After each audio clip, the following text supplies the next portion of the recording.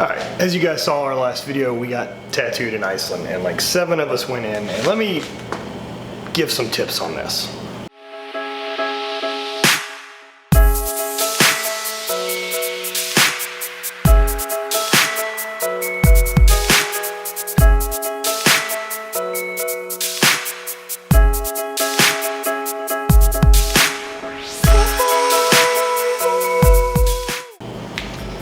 Getting tattooed while on a giant trip is really, really great.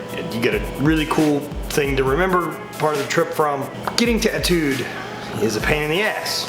To save headache, call tattoo shops.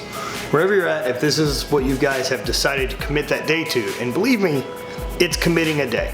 We got to that tattoo shop at 1 o'clock and we got out of there at like 6:30. So it takes a long time, and most people got like 30-minute tattoos.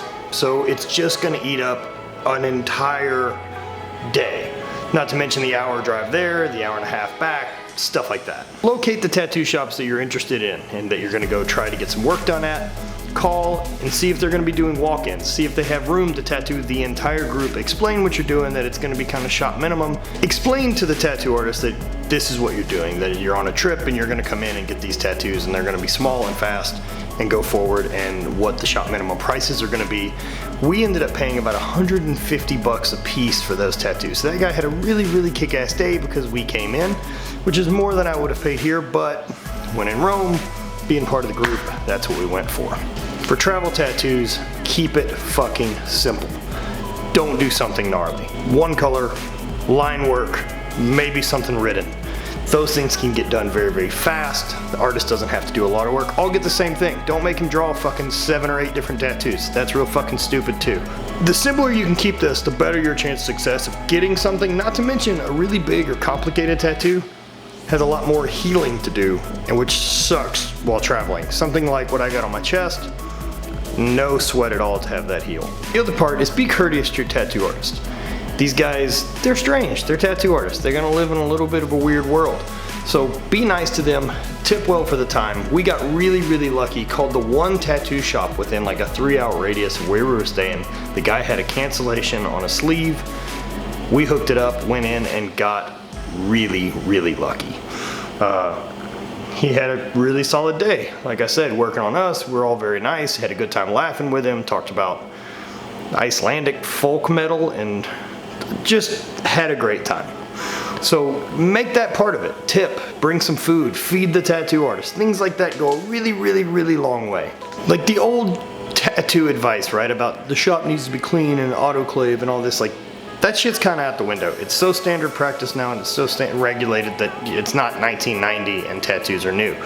So the shop's gonna be clean and the guy's gonna probably do work. Not to mention, a travel tattoo that you're gonna be getting, you know, you're not doing a back piece, so you don't need to hunt down like the most experienced artist in the world. No offense to any artist out there. But you're not doing something complicated. Like, anyone in there working can probably do what simple tattoo you should get on a trip like this. But even the one I got while in Austin,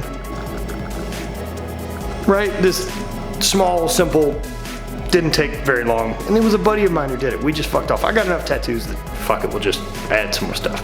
Remember to be smart about what you're doing and don't panic about the artist or cleanliness. Those things are gonna be taken care of. I mean, the thing is, they're using rotary machines now, and they're using a cartridge system that, like, all of the needle and stuff gets thrown away, and you don't have to autoclave much other than the machine to actually keep it clean. Aftercare while traveling can be tricky because, like, you shouldn't swim, you shouldn't sweat too much, you shouldn't do these things for like 2 weeks, give or take. We did. But part of it is having a simple tattoo. Also, everyone in the group that got a tattoo has a bunch of tattoos, and sometimes tattoos get a little ratty. That's part of the fun. It doesn't have to be the greatest, cleanest thing in the world. The memory's there, the story's there, and it's a really, really great part of our trip that I'm really proud I've got. And it's this connection that I've got to these 8 people that went with us. So, I highly recommend it. That's part of living, is punching out and killing a day, fucking off and doing something like that. The weather was really shit and we had a great job. So hope you guys enjoyed that. I get a lot of tattoo questions. I'm not going to do a video explaining my tattoos. It's two things. It's super fucking boring and it's none of your business. So enjoy your stuff. And if you're into tattoos, get some awesome ones and have some fun ones and have some stuff, make some memories and some stories and some life experience. Doesn't always have to be some gnarly fucking dragon. So thanks for the short video. We'll be back to regular Icelandic vlogs tomorrow. Spread hate, always party.